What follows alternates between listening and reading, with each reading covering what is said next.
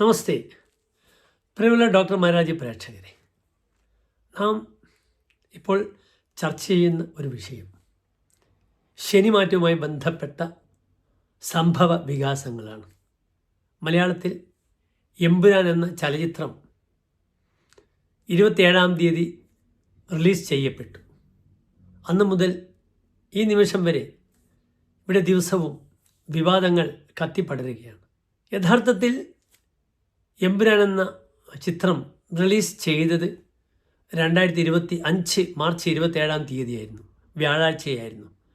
ചതയം നക്ഷത്ര ദിനത്തിലാണ് അത് റിലീസ് ചെയ്യപ്പെട്ടത്. സാധാരണ ശുഭകാര്യങ്ങൾക്ക് നാം സ്വീകരിക്കുന്ന നക്ഷത്രമാകുന്നു ചതയം നക്ഷത്രം. പക്ഷേ ഈ എമ്പുരാൻ എന്ന ചിത്രവുമായി ബന്ധപ്പെട്ട് കിടക്കുന്ന പ്രധാനമായും നാം ചർച്ച ചെയ്യുന്നത് 3 വ്യക്തികളുടെ കാര്യങ്ങളാണ്. ഒന്നാമതായി ഇതിന് കാശിറക്കിയ ശ്രീ ഗോകുലം ഗോപാലൻ. അവസാന നിമിഷമാണ് അദ്ദേഹം ഇതിൽ എത്തിപ്പെട്ടത്. അതിനു മുമ്പ് ഞാനിവിടെ നിങ്ങളുടെ വീഡിയോ ചെയ്യുന്ന ഈ ഘട്ടത്തിൽ ബ്രിട്ടനിലെ ഒരു വലിയ വ്യാപാരിയായ ലൈക്ക പ്രൊഡക്ഷൻസിൻ്റെ ഉടമ അല്ലിരാജ സുഭാങ്കരനാണ്. ഒരു ജാഫ്ന ശ്രീലങ്കൻ തമിഴനാണ് യഥാർത്ഥത്തിൽ ഇതിൻ്റെ ഇൻവെസ്റ്ററായി ആദ്യം വന്നത്. ലൈക്ക പ്രൊഡക്ഷൻസ്, ഞാനിന്ന് ഉപയോഗിക്കുന്ന എൻ്റെ മൊബൈലിലെ 2 സിമ്മുകളും ലൈക്കയുടേതാണ്. ഇവിടുത്തെ പ്രധാനപ്പെട്ട റേഡിയോ സ്റ്റേഷനുകൾ എല്ലാം തന്നെ ലൈക്കയുടേതാണ്. Broadcasting മേഖലയിലായാലും networking മേഖലയിലായാലും UK-യിലൊരു കിങ്ങാണ് ശുഭാങ്കരൻ. അദ്ദേഹത്തിൻ്റെ സഹോദര സ്ഥാപനം, ലൈക്കയുടെ സഹോദര സ്ഥാപനമാകുന്നു ലെബാര. ഈ 2 പേരുമാണ് ലണ്ടൻ മാർക്കറ്റ് നിയന്ത്രിക്കുന്നത്. ഇന്ത്യയിൽ എയർടെല്ലും ജിയോ നിയന്ത്രിക്കുന്നത് പോലെ തന്നെ. വർഷങ്ങളായി തമിഴ് സിനിമാ മേഖലയിൽ ധാരാളം ഇൻവെസ്റ്റ് ചെയ്ത അദ്ദേഹത്തിന് വളരെയധികം ക്ലേശങ്ങളുണ്ടായി. അദ്ദേഹത്തിൻ്റെ കൈ പൊള്ളി, ആയിരക്കണക്കിന് കോടി നഷ്ടം അദ്ദേഹത്തിന് സംഭവിച്ചു കഴിഞ്ഞു. അതിൻ്റെ ഒരു പ്രത്യാഘാതം എന്ന നിലയിലായിരിക്കാം എമ്പുരാൻ്റെ നിർമ്മാണത്തിൻ്റെ പ്രത്യേക ഘട്ടത്തിൽ തന്നെ അദ്ദേഹം അതിൽ നിന്നും പിന്മാറിയത്. അതിനുശേഷമാണ് ശ്രീ ഗോകുലം ഗോപാലൻ ഈ ഒരു മേഖലയിലേക്ക് ഇൻവെസ്റ്ററായി വരുന്നത്. പഴയ കാലത്തൊരു ചൊല്ലുണ്ട്, കണ്ടകൻ കൊണ്ടേ പോകൂ, കണ്ടകശനി കൊണ്ടേ പോകൂ, അഷ്ടമശനി അഷ്ടിക്ക് വക നൽകില്ല, 7ര ശനി എരന്നു പോകേണ്ടി വരും എന്നൊക്കെ നാട്ടിലുള്ള സാധാരണ ലോക്കലായ ജ്യോതിഷികൾ, ചെറിയ രീതിയിൽ ജ്യോതിഷം ചെയ്യുന്ന നമ്മുടെ പഴയ ജ്യോതിഷികൾ ഉപയോഗിച്ചു വരുന്ന വാക്കുകളാണിത്. പലപ്പോഴും അന്വർത്ഥങ്ങളാകാറുണ്ട്. കണ്ടകൻ കൊണ്ടേ പോകൂ, കണ്ടകശനിയിൽ പലതും നഷ്ടപ്പെട്ടു പോകും, രാജ്യം വിട്ടുപോകും, ബുദ്ധിമുട്ടോടുകൂടി ഓടിപ്പോകേണ്ടി വരുന്ന അവസ്ഥ വരും. അഷ്ടമശനിയാണെങ്കിൽ അഷ്ടിക വകയുണ്ടാകില്ല എന്നാണ്. കാരണം 8-ാം ഭാവം പലപ്പോഴും സാമ്പത്തികമായ അങ്ങേയറ്റത്തെ പ്രയാസങ്ങളെ സൂചിപ്പിക്കുകയും ചെയ്യുന്നു. 7ര ശനിയാണെങ്കിൽ എരന്നു പോകുമെന്നാണ്. പലപ്പോഴും 7ര ശനിയിൽ ജന്മശനിയൊക്കെ കാഠിന്യത്തിൻ്റെ അങ്ങേയറ്റം ഒരു വ്യക്തിയെ നയിക്കുന്നത് കാണാം. എമ്പുരാനുമായി ബന്ധപ്പെട്ട് കിടക്കുന്ന പ്രധാനപ്പെട്ട 3 വ്യക്തികളെ നമുക്ക് ചിന്തിക്കണം. ആദ്യമായി നമുക്ക് ചിന്തിക്കേണ്ടുന്നത് ഒന്ന് പ്രധാനമായും അല്ലിരാജ ശുഭാകരനെ പറ്റി ചിന്തിക്കാം. അദ്ദേഹത്തിന് അത്തം നക്ഷത്രമാണ്. 1973 ജനിച്ച അദ്ദേഹത്തിന് 52 വയസ്സ് പൂർത്തിയായി. അദ്ദേഹത്തിന് അത്തം നക്ഷത്രമാണ്. അദ്ദേഹത്തിന് ഒരു കണ്ടകശനിയുടെ ആരംഭം വരുന്നതേ ഉള്ളൂ. പക്ഷെ അതിനു മുമ്പ് വർഷങ്ങളായി തന്നെ അദ്ദേഹത്തിൻ്റെ ജാതകത്തിൻ്റെ ദോഷമായിരിക്കാം അദ്ദേഹം കൈവച്ച സിനിമാ മേഖല മുഴുവനും അദ്ദേഹത്തിന് പൊള്ളി ബുദ്ധിമുട്ടായ അനുഭവം ഉണ്ടായപ്പോഴാണ് അദ്ദേഹം യഥാർത്ഥത്തിൽ എമ്പുരാനിൽ നിന്നും പിന്മാറിയത്. രണ്ടാമത് ഇതിൻ്റെ നിർമ്മാതാവായ ആന്റണി പെരുമ്പാവൂർ, അദ്ദേഹത്തിൻ്റെ നക്ഷത്രം ഞാൻ മനസ്സിലാക്കുന്നത് അദ്ദേഹത്തിൻ്റെ നക്ഷത്രം കന്നിരാശി ചിത്ര നക്ഷത്രമാണെന്നാണ്. അദ്ദേഹം ചിത്രനക്ഷത്രം തുലാൻ രാശി ആയിരുന്നെങ്കിൽ മോഹൻലാലുമായി ഇത്ര വലിയ ഒരു ആത്മബന്ധം ഉണ്ടാകില്ല. ഷഷ്ടാഷ്ടമമാണ്. കാരണം മോഹൻലാലിൻ്റെ നക്ഷത്രം രേവതി നക്ഷത്രമാണ്. ചിത്രനക്ഷത്രം കന്നിരാശി ആയതുകൊണ്ടായിരിക്കാം അദ്ദേഹം മോഹൻലാലുമായി ഒരു വളരെയധികം ആത്മബന്ധം സ്ഥാപിച്ചതും അദ്ദേഹത്തിൻ്റെ കൂടെ ഇത്രയും വർഷം നിലനിന്നു പോരുന്നതും. ഇനിയിപ്പോൾ മോഹൻലാലുമായി നിലനിന്നില്ലെങ്കിൽ തന്നെ ആന്റണി പെരുമ്പാവൂർ മലയാള സിനിമാ മേഖലയിൽ അങ്ങേയറ്റം ശക്തനാണ്. നിറയെ തന്നെ തിയേറ്റർ സമുച്ചയത്തിൻ്റെ ഉടമസ്ഥനാണ് അദ്ദേഹം. ഇന്ന് മോഹൻലാൽ ഇല്ലെങ്കിലും ആന്റണി പെരുമ്പാവൂരിന് നിലനിൽക്കാൻ പറ്റും ഇൻഡസ്ട്രിയിൽ?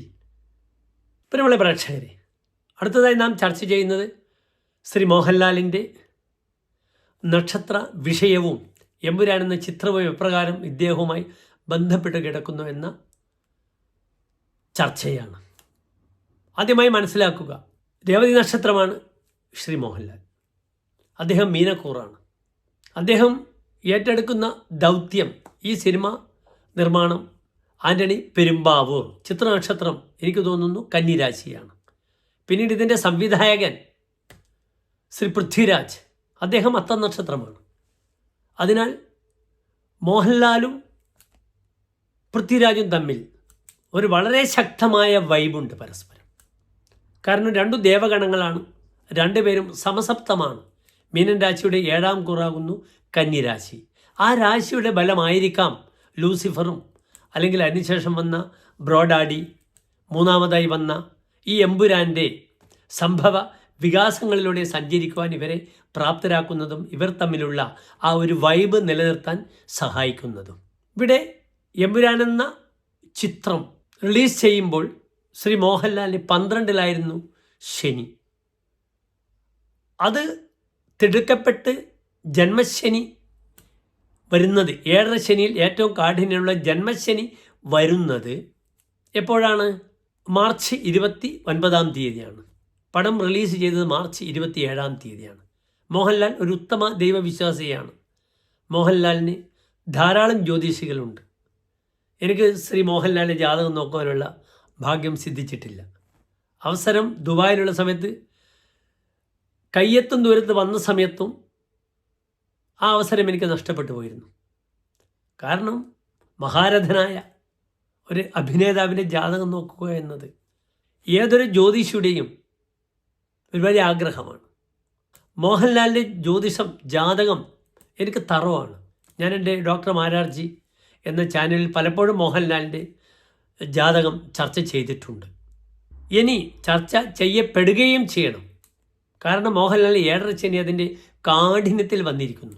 നിങ്ങൾ എന്ത് പറഞ്ഞാലും നിങ്ങൾ ശ്രദ്ധിക്കണം, ആ ശനി മാറ്റം എത്രത്തോളം അദ്ദേഹത്തിന് 7ാം ശനി കഴിഞ്ഞ 2.5 വർഷമായി 7ാം ശനിയുടെ 12-ലെ ശനിയായിരുന്നു. അന്നു മുതൽ തന്നെ മോഹൻലാലിന് വളരെയധികം ബുദ്ധിമുട്ടുകൾ സിനിമാ മേഖലയിലുണ്ടായി. അദ്ദേഹത്തിൻ്റെ എത്ര പടങ്ങളാണ് പൊട്ടിപ്പൊളിഞ്ഞു പോയത്. കഴിഞ്ഞ 2 വർഷത്തിനുള്ളിൽ മോഹൻലാലിന് ഏതെങ്കിലും ഒരു ലാഭത്തിൻ്റെ കണക്ക് മലയാളം ഫിലിം ഇൻഡസ്ട്രിയിൽ നൽകാനില്ല. എല്ലാം നിർമ്മാതാക്കളെ കുത്തുവാള എടുപ്പിച്ച ചിത്രങ്ങളാണ്. പലപ്പോഴും ആന്റണി പെരുമ്പാവൂർ നിർമ്മിക്കുന്ന ചിത്രം രക്ഷപ്പെട്ടിരിക്കും. മറ്റ് പല നിർമ്മാതാക്കളുടെയും കൈപൊള്ളി അവർ സാമ്പത്തികമായി തകർന്ന് തരിപ്പണമായിരുന്നു മോഹൻലാൽ അഭിനയിച്ച ചിത്രങ്ങളെല്ലാം തന്നെ. കഴിഞ്ഞ ഈ 2.5 വർഷത്തെ ചരിത്രം നിങ്ങൾ പരിശോധിക്കുക. ഇപ്പോൾ ജന്മശനിയും അദ്ദേഹത്തിന് വന്നിരിക്കുന്നു. ഈ വിവാദങ്ങളൊക്കെ തന്നെ അദ്ദേഹത്തിന് ഇനി ഈ ജന്മശനിയുടെ കാലം മുതൽ വളരെയധികം ക്ലേശങ്ങളുണ്ടാക്കും. ലഗ്നത്തിലെ ശനിയാണ്, അത് വളരെയധികം അദ്ദേഹത്തിന് ബുദ്ധിമുട്ടുകൾ ഉണ്ടാക്കും. പാപേ ലഗ്നഗതേ പരാജയ ശിരോരുക് ദുഃഖ ദുഷ്കീർത്തയ. അപ്പോൾ ലഗ്നത്തിൽ പാപഗ്രഹങ്ങൾ വരുമ്പോൾ അത് വൈകല്യവാനാണ്, 12ാം ഭാവാധിപനാണ് ശനി. അയാൾ വളരെയധികം ആ മീനൻ രാശിയിൽ ഒരു പാപഗ്രഹമായി നിൽക്കുമ്പോൾ പരാജയം, തനിക്ക് പരാജയമുണ്ടാകുന്നു. ശിരോരുക്, എന്താണ് ശിരോരുക്? എപ്പോഴും തലവേദനയാണ്. ദുഃഖ ദുഷ്കീർത്തയ, ദുഃഖവും ദുഷ്കീർത്തിയും പേരുദോഷമുണ്ടാകുന്നു. വളരെയധികം ബുദ്ധിമുട്ടുകൾ മോഹൻലാലിന് അനുഭവിക്കേണ്ടി വരുന്ന സമയമാണ് ഇപ്പോൾ ആരംഭിച്ചത് തന്നെ. ഇനി അതിൻ്റെ അലകൾ എത്രത്തോളം ഉണ്ടാകുമെന്ന് നമുക്ക് നോക്കുക. നിങ്ങൾ വളരെ ശക്തനായി ഒരു വിഷയത്തെ കൈകാര്യം ചെയ്യുമ്പോൾ, ആ വിഷയത്തിലേക്ക് ഇറങ്ങുമ്പോൾ നമുക്ക് ആദ്യം വേണ്ടത് എന്താണ്? നമ്മുടെ മാനസികമായ ശക്തിയാണ്. പലപ്പോഴും വളരെയധികം ദൗർബല്യങ്ങൾ അദ്ദേഹത്തിന് നേരിടേണ്ടി വരുന്ന സമയമാണിത്. സ്വതവേ മോഹൻലാലിൻ്റെ ജാതകത്തിൽ തുലാം ലഗ്നമായി 6ാം ഭാവത്തിൽ ചന്ദ്രനാണ്. ഒളിഞ്ഞും തെളിഞ്ഞുമുള്ള ശത്രുക്കൾ അദ്ദേഹത്തിന് ധാരാളം നേരിടേണ്ടി വരുന്ന സമയമാണിത്. പലരും പ്രതികരിക്കാൻ തുടങ്ങി. ഒരു വലിയ വിഭാഗം തന്നെ തനിക്കെതിരെ ഇത്രയും കാലം തന്നെ തുണച്ച തൻ്റെ ആരാധകരായ ഒരു വലിയ വൃന്ദം തന്നെ അദ്ദേഹത്തിനെതിരെ തിരിയാൻ തുടങ്ങി. അതിനാൽ ഈ 7.5 ശനിക്കാലം മോഹൻലാലിന് അത്ര ഗുണകരമല്ല. എമ്പുരാനെന്ന ചിത്രവും. നിങ്ങൾ മറ്റൊരു വിഷയം മനസ്സിലാക്കണം. അദ്ദേഹം ശബരിമലയിലേക്ക് പോയി. ശബരിമലയിലേക്ക് അദ്ദേഹം പോയി വലിയ പ്രാധാന്യം നൽകി ആ വാർത്തക്ക്. എന്തെല്ലാം പുലിവാലുകൾ ഉണ്ടാക്കി നിങ്ങളറിയണം. 2 ദിവസമായി അദ്ദേഹത്തിൻ്റെ കൂടെ അദ്ദേഹത്തെ പിന്തുടർന്ന പോലീസ് ഓഫീസർക്ക് സസ്പെൻഷനാണ്. ഇവിടെ ശ്രീ മമ്മൂട്ടിയുടെ പേരിൽ അദ്ദേഹം ചെയ്ത വഴിപാട് റെസീറ്റ് കാറ്റിൽ പറക്കുകയാണ്. മമ്മൂട്ടിക്കെതിരെ അദ്ദേഹത്തിൻ്റെ സ്വന്തം മതവിഭാഗത്തിലെ പ്രബലമായൊരു വിഭാഗം മമ്മൂട്ടി ചെയ്തത് തെറ്റാണ്, മമ്മൂട്ടി മാപ്പ് പറയണമെന്ന് പറഞ്ഞ് നടക്കുകയാണ്. ശ്രീ മമ്മൂട്ടി ഇന്ന് രോഗഗ്രസ്തനാണ്. അദ്ദേഹം അവശത അനുഭവിച്ചുകൊണ്ടിരിക്കുന്നു. ഈ സമയത്ത് ശ്രീ മോഹൻലാൽ കാരണം മമ്മൂട്ടി എന്ന വ്യക്തി അനുഭവിച്ച ക്ലേശങ്ങൾ അങ്ങേയറ്റം ചിന്തിക്കാൻ പോലും പറ്റാത്തൊരവസ്ഥയിലാണ്. ലക്ഷക്കണക്കിന് അഥവാ കോടിക്കണക്കിന് ആരാധകരുള്ള ഒരു വ്യക്തിക്ക് തനിക്ക് ശാരീരികമായി ഒരു അസ്വസ്ഥത വന്നു. ആ സമയത്ത് എൻ്റെ പ്രിയമിത്രം അദ്ദേഹത്തിന് വേണ്ടി ചെയ്ത വഴിപാടുകൾ അറിഞ്ഞോ അറിയാതെയോ അത് പത്രത്തിൽ മുഴുവൻ വന്നു. അദ്ദേഹത്തിൻ്റെ പേരിൽ വിശാഖം നക്ഷത്രത്തിൽ ചെയ്ത വഴിപാടുകൾ, അയ്യപ്പ സ്വാമിക്ക് ചെയ്ത വഴിപാടുകൾ ലോകം മുഴുവൻ അറിഞ്ഞു. പള്ളിയിൽ മാത്രം പോകണം, ക്ഷേത്രങ്ങളിൽ പോകാൻ പാടില്ല, അല്ലെങ്കിൽ മറ്റ് മതവിശ്വാസങ്ങളെ ആചാരങ്ങളെ ഫോളോ ചെയ്യാൻ പാടില്ല, പിന്തുടരാൻ പാടില്ല എന്ന ശക്തമായ ചട്ടക്കൂടുള്ള ഒരു വലിയ വിഭാഗം അദ്ദേഹത്തിനെതിരെ, അബ്ദുള്ള മുതൽ എല്ലാവരും അദ്ദേഹത്തിനെതിരെ തിരിഞ്ഞിരിക്കുന്നു. നിങ്ങൾ മനസ്സിലാക്കണം, മോഹൻലാൽ എന്ന വ്യക്തി കാരണം മമ്മൂട്ടി വളരെയധികം ഖിന്നഹൃദയനായി. ഇതാരോട് പറയും? അടുത്തതൊരു പോലീസ് ഓഫീസർ ശബരിമലയിൽ ലീവെടുത്ത് അദ്ദേഹത്തിൻ്റെ പുറകെ പോയ പോലീസ് ഓഫീസർ സസ്പെൻഡ് ചെയ്യപ്പെട്ടിരിക്കുന്നു. കൂടെ നടക്കുന്നവർ പോലും അനുഭവിക്കുന്നു. അപ്പോൾ നിങ്ങൾ അറിയണം, മോഹൻലാൽ അനുഭവിക്കാൻ പോകുന്ന അല്ലെങ്കിൽ അനുഭവിച്ചു കൊണ്ടിരിക്കുന്ന പ്രയാസം എന്താണെന്ന്. നിർബന്ധമായും മോഹൻലാൽ വളരെയധികം വില കൊടുക്കേണ്ടി വരും ഈ ഒരു വിഷയത്തിൽ. അത് ശാരീരികമായും മാനസികമായും. ശരീരത്തിനുള്ള രോഗം നിങ്ങൾക്ക് 4 ഗുളിക കഴിച്ചാൽ മാറും. പക്ഷെ മാനസികമായ ഉണ്ടാകുന്ന ആഘാതം അത് വീണ്ടെടുക്കാൻ മാസങ്ങൾ വേണ്ടിവരും, വർഷങ്ങൾ വേണ്ടിവരും. അദ്ദേഹത്തെ ഉമിത്തി കത്തിക്കുന്നത് പോലെ ഈ 7.5 ശനി നീറി അദ്ദേഹത്തിന് ബുദ്ധിമുട്ടുണ്ടാക്കും. ഒരു സംശയവുമില്ല. 7.5 ശനി എരന്നു വാങ്ങുമെന്നാണ് പറഞ്ഞിരിക്കുന്നത്. അതിനൊരു ഫലം ശ്രീ മോഹൻലാൽ അനുഭവിച്ചു കൊണ്ടിരിക്കുന്നു. കാത്തിരുന്ന് കാണാം. പിന്നെ മറ്റൊരു പ്രധാനപ്പെട്ട ദൈവികമായ വിഷയം എൻ്റെ പ്രിയപ്പെട്ട പ്രേക്ഷകരോട് ഞാൻ പങ്കുവയ്ക്കുകയാണ്. നിങ്ങളൊരു ക്ഷേത്രത്തിൽ പോകുമ്പോൾ, ആ ദേവതാ സങ്കേതത്തിൽ പോകുമ്പോൾ, അത് 1000 പത്രക്കാരെയും വീഡിയോഗ്രാഫർമാരെയും കൂട്ടിയിട്ടല്ല ക്ഷേത്രങ്ങളിൽ പോകേണ്ടത്. ശനീശ്വരൻ്റെ ഏറ്റവും ഇഷ്ടപ്പെട്ട ദേവതാ വിഷയമാണ് ശാസ്താവ്. ശരിക്ക് ശാസ്താവ് അയ്യപ്പൻ, വേട്ടക്കരൻ, മുത്തപ്പൻ, ഹനുമാൻ സ്വാമി. ഇവിടെയൊക്കെ നാം ഭക്തിപൂർവം ആരും അറിയാതെ പോകണം. ശനീശ്വരൻ ഏറ്റവും ഇഷ്ടപ്പെട്ട ദാനം അന്നദാനമാകുന്നു. നീജാനാം അന്നദാനം സ്യാത്. ഒന്നുമില്ലാത്തവർക്ക് അന്നദാനം ചെയ്യണം. അതും ഇല്ല വീഡിയോഗ്രാഫർമാരെ മുഴുവൻ കാട്ടിക്കൊണ്ട് വിളമ്പി അന്നദാനം ചെയ്യുന്ന ഒരു സംസ്കാരം ഈ കാശുള്ള മഹാരഥന്മാർ നിർത്തണം. അമ്പലത്തിൽ തനിച്ച് പോകണം, ഭക്തിപൂർവം പോകണം.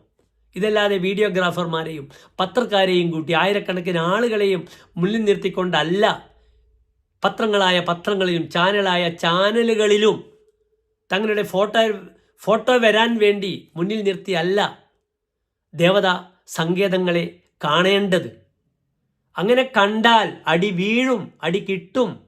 അതേത് തലതൊട്ടപ്പനായ സിനിമക്കാരനായാലും രാഷ്ട്രീയക്കാരനായാലും വ്യവസായി ആയാലും നിങ്ങൾ മനസ്സിലാക്കണം. ഒരു ഉദാഹരണം മാത്രം. ശബരിമലയിൽ 18ാം പടിക്ക് ഏറ്റവും അധികം സ്വർണം കൊടുത്തു വളരെയധികം പബ്ലിസിറ്റി നേടി നമ്മുടെ കിങ് ഫിഷറിൻ്റെ മുതലാളി വിജയ് മല്യ. ആ പ്രശസ്തി എത്ര കാലം നീണ്ടു നിന്നു നിങ്ങൾ മനസ്സിലാക്കുക. അദ്ദേഹം ഇന്ന് ഞാനുള്ള ലണ്ടൻ നഗരത്തിൽ ഒരു സാധാരണക്കാരനായി ജീവിക്കുകയാണ്. ഒരു സാധാരണക്കാരനായി. ഇന്ത്യയിലൊക്കെ അദ്ദേഹത്തിന് വരാൻ പറ്റില്ല. അതുകൊണ്ട് ദൈവങ്ങളെ നിങ്ങൾ കാണുക ഭക്തിയോടുകൂടി. ആ ഭക്തി നിങ്ങൾ പുറത്ത് കാണിക്കരുത്. അവിടെ മാത്രമേ നിങ്ങൾക്ക് ദൈവങ്ങളുടെ അനുഗ്രഹം ഉണ്ടാകൂ എന്ന് എൻ്റെ പ്രിയപ്പെട്ട സുഹൃത്തുക്കൾ മനസ്സിലാക്കാൻ വേണ്ടി പറയുകയാണ്. നന്ദി, നമസ്കാരം.